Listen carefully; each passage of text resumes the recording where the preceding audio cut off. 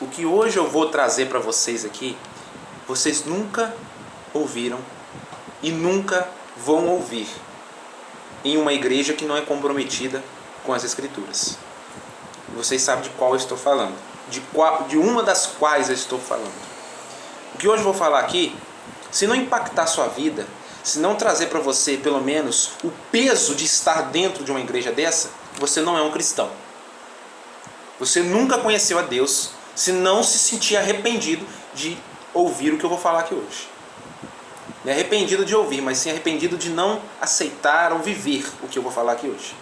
Hoje eu vou falar aqui da engrenagem da salvação, do carimbo da salvação, como diz a própria palavra, do penhor da nossa salvação. O Espírito Santo. Hoje eu quero falar sobre ele. 5 tópicos que eu separei aqui sobre o Espírito Santo que você nunca ouviu e nunca vai ouvir na congregação. Nunca, tá? Preste bem atenção, vou tentar ser o mais resumido possível. Primeiro, o Espírito Santo é uma pessoa com caráter, com sentimentos, com raciocínio. É uma pessoa e ele é Deus. Quais provas que você tem disso, irmão Jonatas? Abra sua Bíblia e confira o que eu estou falando, tá? Quando eu falar de versículo aqui, olhe o versículo que eu estou falando, olhe todo o texto e veja se realmente eu tenho razão ou não, tá? Eu não falo somente por falar. Eu falo e quero que você tenha a sede de aprender e a sede de conferir se o que eu estou falando é verdade. Primeira prova. Tem como eu mentir para a parede? Tem como eu mentir para o computador? Tem como eu mentir para uma ideologia que vem através de séculos e séculos, que passa de geração em geração? Isso é superficial. É substantivo isso. Só tem como mentir para uma pessoa, para um ser. Nem para um animal você tem como mentir, porque ele não sabe o que você está falando.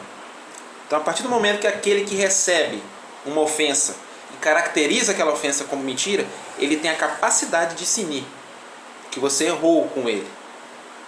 Você errou com ele. Abra sua Bíblia em Atos capítulo 5, verso 3 e 4. Uma passagem que a maioria conhece. Ananias mente. Ele mente para quem? Vamos ver o que o texto fala. Eu abri aqui. Disse então Pedro: Ananias, por que encheu Satanás o teu coração para que mentisse ao Espírito Santo e retivesse parte do preço da verdade? Observe bem, ele mentiu ao Espírito Santo. Até aí você viu. Isso já é suficiente para se comprovar que ele é Deus, que ele é um ser. Mas o próximo verso é melhor ainda. 4. Guardando a não ficava para ti, e vendida não estava em teu poder, porque formaste em desígnio este desígnio em teu coração?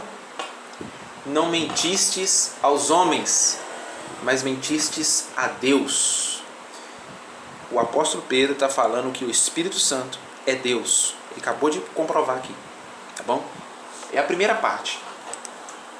Na primeira parte B, o Espírito Santo faz parte da Trindade e do plano de salvação. Ele é a testemunha, uma das 3 testemunhas no céu e na terra deste plano, deste projeto divino, que chama plano de salvação. Mas quando vier aquele Espírito de verdade, ele vos guiará em toda a verdade, porque não falará de si mesmo, mas dirá tudo o que tiver ouvido e vos anunciará o que há de vir. Ele me glorificará, porque há de receber do que é meu, e vou-lo há de anunciar. João 16, verso 13 e 14. Evangelho de João 16, verso 13 e 14. Aqui você vê várias vezes o Senhor Jesus chamando o Espírito Santo de Ele. Esse verbo é pessoal. Ele dá sentido a algo vivo, racional. Um ser. Tá bom? C. Um ser. Outra comprovação. O Espírito Santo é Deus e é homem. É possível resistir. Nós já mostramos que o Espírito Santo é possível você mentir para ele. Você tem um relacionamento. Você não mente para quem não tem relacionamento. Então é possível mentir para ele. É possível também resistir à vontade dele. Ouve só. Homens de dura cerviz e incircuncisos de coração e ouvido, vós sempre resistis ao Espírito Santo. Assim vós sois como os vossos pais. Atos 7, verso 51. E é até possível entristecer o Espírito Santo. Sabia disso? É possível alguém entristecer o Espírito Santo. Leia Efésios 4,30. E não entristeçais o Espírito Santo de Deus, no quais estáis selados para o dia da redenção. Selados aqui vem do grego, que traz o sentido de guardados, reservados, tá bom? Para o dia da redenção. Primeira coisa, aqui comprovei em 3 versos que o Espírito Santo é Deus e ele é uma pessoa, tá? Segunda coisa, o Espírito Santo habita naquele que crê. Você não precisa nem citar versículo para isso, você sabe disso. Ele habita naquele que crê e não habita em templos feitos por mão de homem. Tá? Ele habita naquele que crê. Ponto 2. O Consolador. Ele é o Consolador. O texto, se o Espírito Santo fosse um ser vivo, um ser relacionável, ele não ia ser chamado por Jesus de o Consolador. Ele seria chamado de consolação. Como uma palavra, uma promessa, ou um dom, né? Mas não. Ele é o Consolador. Abra sua Bíblia em João 14:16.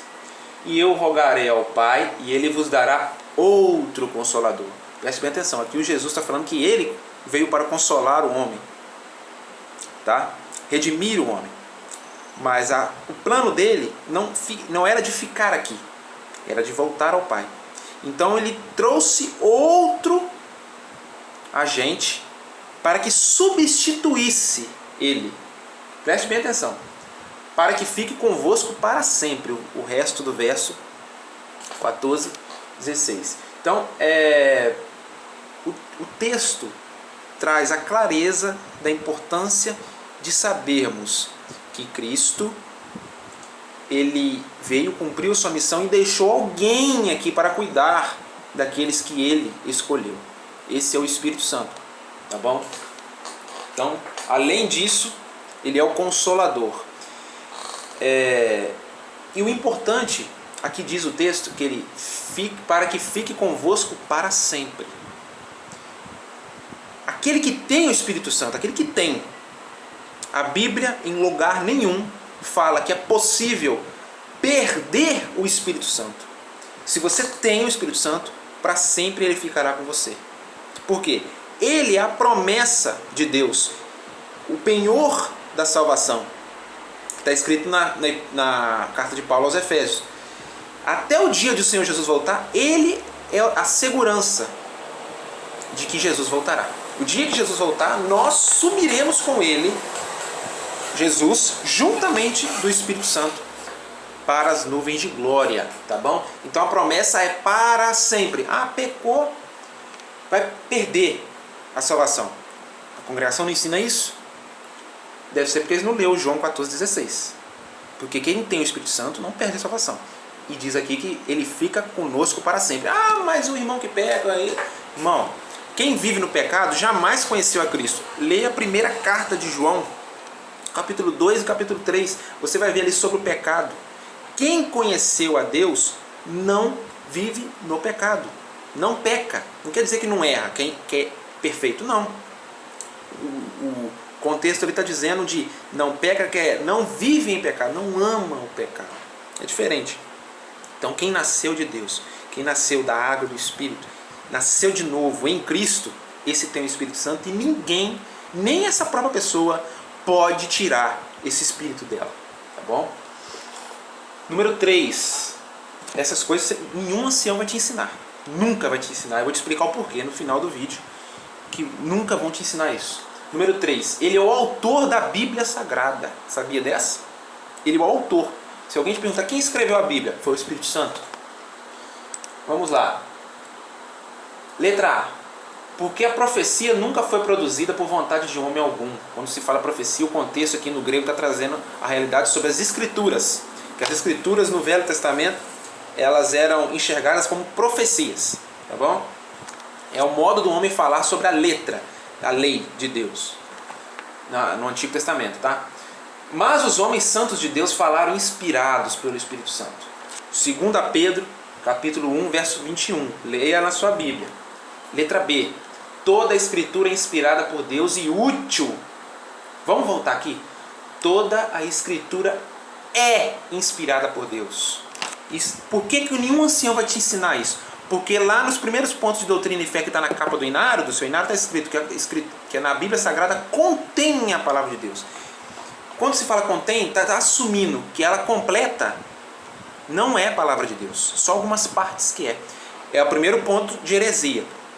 O primeiro ponto, letra B, por que eles não assumem que a Bíblia é a palavra de Deus? Porque simplesmente a palavra de Deus para eles é o que eles falam e não o que a Bíblia fala. Mas o texto de 2 Timóteo, capítulo 3, verso 16 e 17 fala: toda a escritura é inspirada por Deus e útil para o ensino, para a repreensão, para a correção e para a instrução na justiça. Quando fala aqui toda a escritura, observa na sua Bíblia que é escrito com toda, com T maiúsculo e E de escritura maiúsculo também. Está se referindo à Bíblia Sagrada, não é qualquer escritura por aí.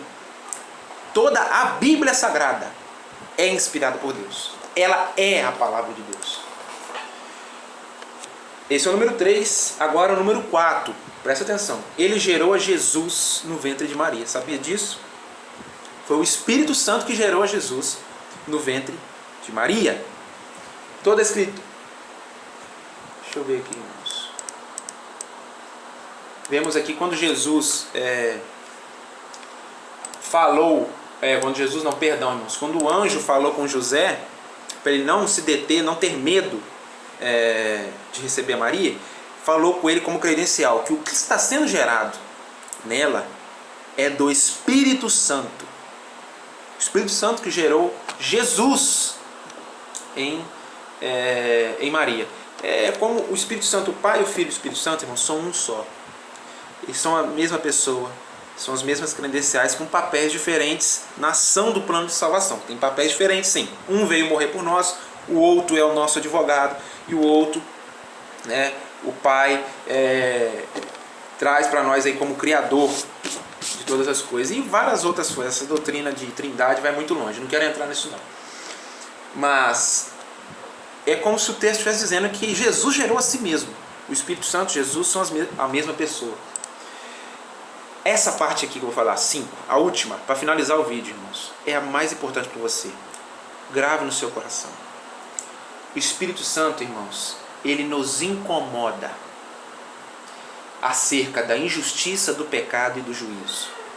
Todo juízo mal qualificado na igreja, no reino de Deus, mal feito, mal conduzido, o Espírito Santo nos incomoda.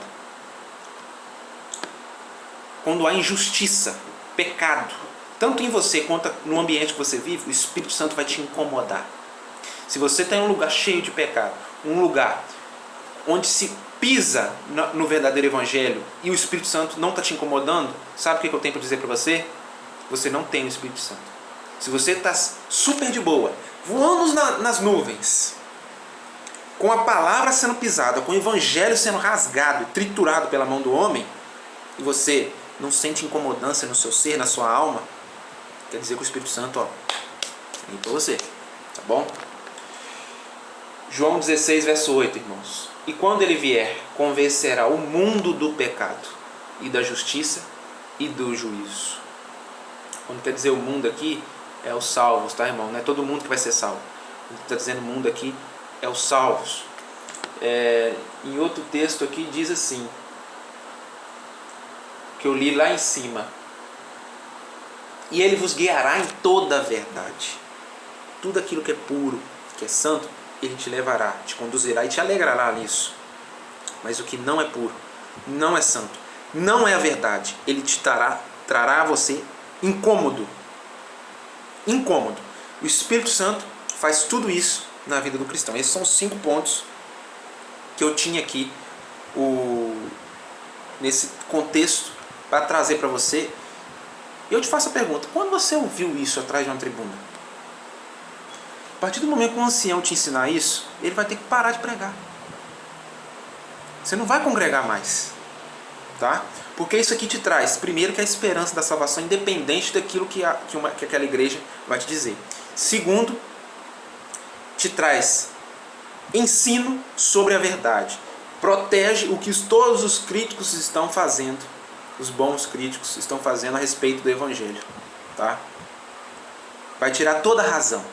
Vai colocar sujeiras sobre, né, o tapete. Então, meus irmãos, guardem esses conselhos. Ouçam tudo o que eu falei aqui, examinem o que eu falei.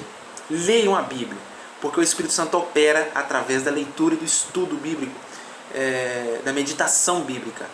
O próprio salmista falou: bem-aventurado o varão que medita na lei do Senhor de dia e de noite. Tá? Ali ele encontra a felicidade, ali ele encontra a verdade. Esse é o Espírito Santo das Escrituras. Tá? Ele é uma pessoa, ele é o Consolador, ele é Deus, ele é a sua segurança da salvação e muito mais. Ele é o que te guia e te incomoda quando a injustiça acontece ao seu redor. Seja sensível, o conselho que eu te dou hoje, e oro por vocês que estão vendo esse vídeo, seja sensível ao Espírito Santo. Entenda o que ele está te dizendo, entenda o que ele está fazendo à sua volta, e você verá Deus e a sua plenitude resplandecer os seus caminhos. Deus te abençoe.